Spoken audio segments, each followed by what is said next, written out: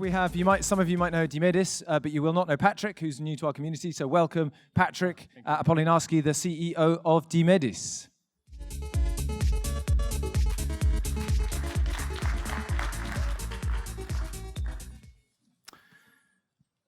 Is it working? It is. So thanks, Nick, and thank you to Torsten. It was Torsten Hilber. It was an inspiration.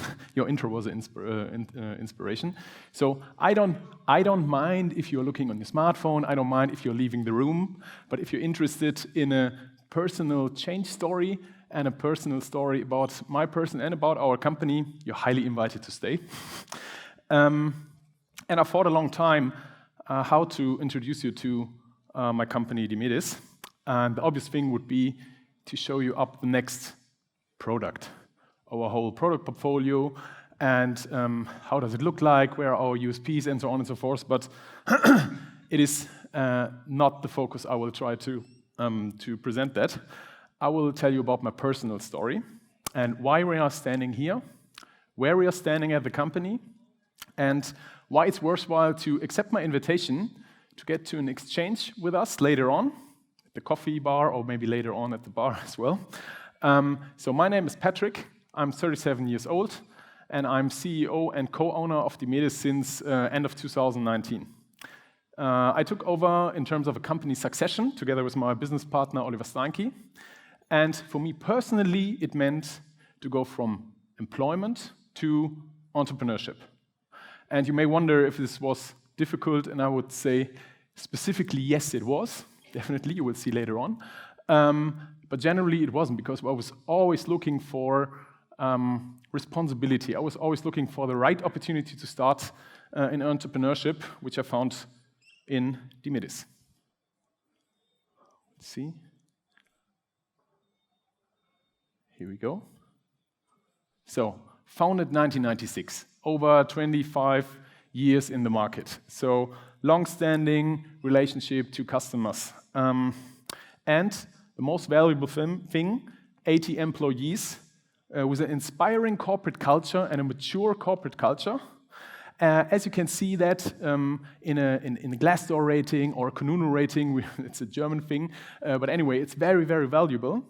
And so the preconditions to start in entrepreneurship for me was really, really good. So we had long-standing relationship to our customers, especially in the exhibition industry, and that meant stable growth rates for even decades, so perfect starting conditions. And then we moved into in another office, so way bigger, more best located in the heart of the city of Cologne, Germany. So perfect time to focus and get the next level of entrepreneurship. And then, you know what happened? Oh, once again. Here. You know what happened? It was the 1st of February, 2020, and Corona came. So 4 weeks later, all trade shows, one by one, were canceled. So we had a great office, but nobody was there. Yeah, everybody was sitting at home. You know that story. But and we were. What does it meant commercially for Dimedis? It meant we were on short-time work, even for months. You can, like all others, trade fair customers in Germany as well. And nearly 70% of our current run rate was gone for time being. So what to do? So before 2019, I worked, among other things, in corporate investment banking.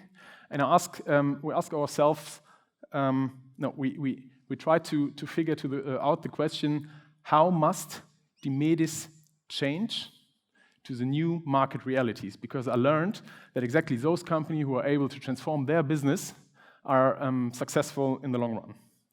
So we focused on our product portfolio. And as you can see on the left-hand side, there's FairMate. FairMate is a software. It's a 360 degrees full service solution for the exhibition industry, for our trade fair clients, to manage the registration part and also the ticketing part. And we also have some digital other services around that. On the right-hand side, you see Compass. Compass is a digital signage software, also well established in the trade fair market, but especially in the retail market.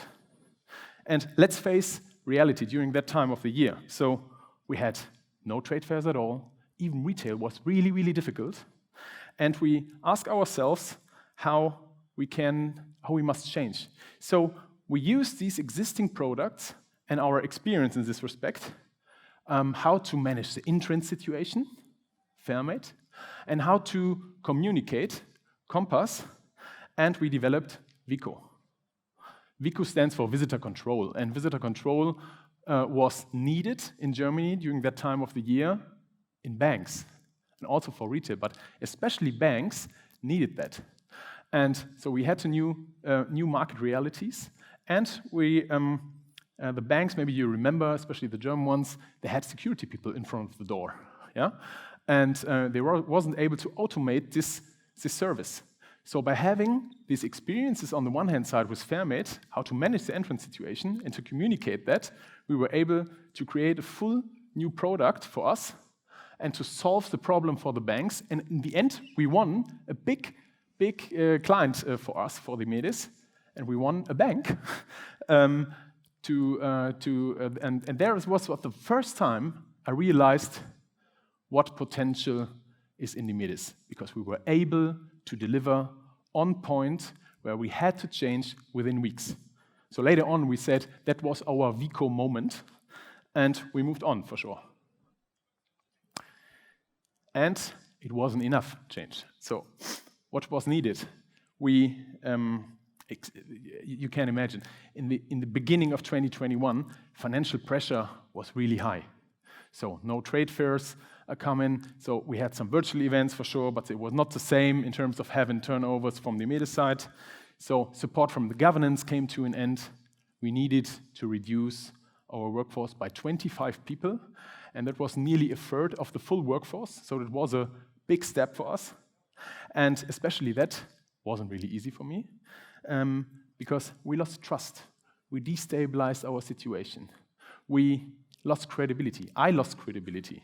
But on the other hand side, we needed to move on. And we moved on, by the way, especially at that time, because we were in parallel and crucial discussions with our customers from the trade fair industry and to try to support them by their own transformation. And I pushed really hard our employees and also our management team that we need to focus, that we need to change, that we need to stick to the market, listen to them, yeah, because we need to support them. And during that time, I failed often in terms of losing trust by our employees. And they felt sometimes like disconnected to me. But for sure, we moved on, and we did it. We had some experiences with hybrid events. We had some experiences with virtual events. And we had boundaries, by the way. Yeah, you all had boundaries because it's not the same having a virtual event compared to a live event. And even though some events happened during that time of the year, but what we saw is that the numbers of exhibitors and the numbers of visitors decreased. So everybody was looking for new. Is it working? Is it moving? It is. Everybody was looking for new revenue streams. Yeah. And everybody's working on new revenue streams besides the existing business model. Yeah? And by having that in mind, so we learned to focus together with our customers to focus on data, to focus on new revenues. And with FairMate and all the other digital services, we have tons of data, but we have no clue and no idea how to use it in the end. And there we have our VICO moment back. That was in the mid of 2021. I saw, again, the great potential of Dimedis by sticking diligently together, focusing how to do the next step for us as a company. We get out of our comfort zone, we tried to change perspective, and we built up our FairMate-platform by focusing on data, delivering next new services to the industry, and focusing exactly on the visitors' data. Yeah, so knowing your customers' data best meant for Dimedis, learn from the visitor, look on the visitor's data, and align all digital services around that starting with, so around that, before the event, during the event, after an event. So that starts from our perspective with ticketing and registration. It comes to an event app, which we're also offering by now. So with a high-class indoor positioning without having hardware, by the way. So we have web and content services, we have marketing services, exhibitor services, all by one platform, FairMate-platform. And we are able to deliver personalized recommendations to the visitor, that the visitor is able to meet the right exhibitor for him. And this is possible by the new FairMate-platform. So in the end, I learned 3 important things for me personally during the crisis, and thanks to Corona in this respect. I learned to manage during a crisis, which is not that easy, by the way. And a crisis is an external effect. And an external effect meant we must change. So there's no chance. If you don't change, you will not survive. And you can adapt our Vico moment to the industry or to your business model. Because when you imagine 2019, if virtual events would happen, I couldn't imagine that this will be reality, but it was. And it was because you must change. You must change due to the fact that there is no way around. And was it successful? Is it sustainable? I don't know. But the important thing that I learned, thanks Corona, thank you very much, we are able to do so. It's the first thing. Second thing, it's way more important to keep pushing and to stay constantly and to develop an ability of change constantly, not only when it comes to a certain point where the pressure is too high. Encourage creativity, an environment where innovation can happen. It's a basis for everything from my perspective. To have a suitable financial structure, reliable people, and also an agile methodology, by the way, which is also needed for having constant change in the company. So that is way more difficult and way more important from my perspective. And third, and finally, I learned that it's not my role, and I can't do that, by the way, to anticipate future scenarios, but my role is, together with a management team, to build a company which is able and which is ready for the next external effect and change. And that is exactly where we focus on. So where we are today. We are still in a constantly change mode, like other companies as well, but from my perspective, the change cycles are way shorter compared to 2019. And we are working diligently and very constantly with our trade fair customers to match their needs, and we are experiencing a new way of working now. We are way more in consideration phase, in upcoming projects, in strategic discussion, way more earlier at stage, which we find very, very valuable, by the way. And that means that we get also some good we get appreciation during that time in these conversations. We get appreciation for our knowledge in the process-driven knowledge. We get appreciation for our process-driven knowledge. We get appreciation for our new FairMate-platform, which I find also very valuable. And with this in mind, I will invite you to have an exchange. We can how to use your customers' data best later on. And let's work together to develop the trade fair concept for the future. Thank you very much. Thank you, Patrick. Again, we have a minute or two if anyone has any questions. So if not, I'm not online. Now I am back again. Nick, if you don't have questions so far, I have some questions. So if we have 1 minute more, yeah? You know when it ends? Okay. So if you don't have a question, you can overrule me, don't worry. You can give me your question, but I would like to know if somebody will answer to that question. If you don't mind, I have also another one. Hands up. You will answer? I think with COVID, we actually realized that adapting to change is what we require in any business.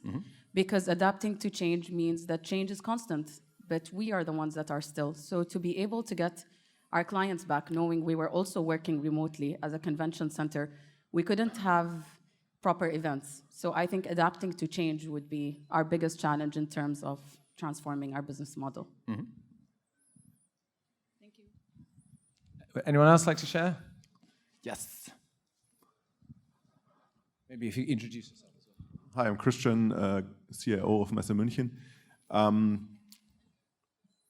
I would like to discuss whether it's a transformation or an adaptation, as the lady just said. So for us, at the end, the business model didn't go away. It just changed and was adapted to the needs during COVID and post-COVID. But for me, it was more an adaptation, not a transformation. Good point. Thanks, Christian. Anyone else? Anyone else? One more? No. Great. Thanks, Nick. Perfect. Thank you very much. Thank you. See you Thank later. you, Patrick.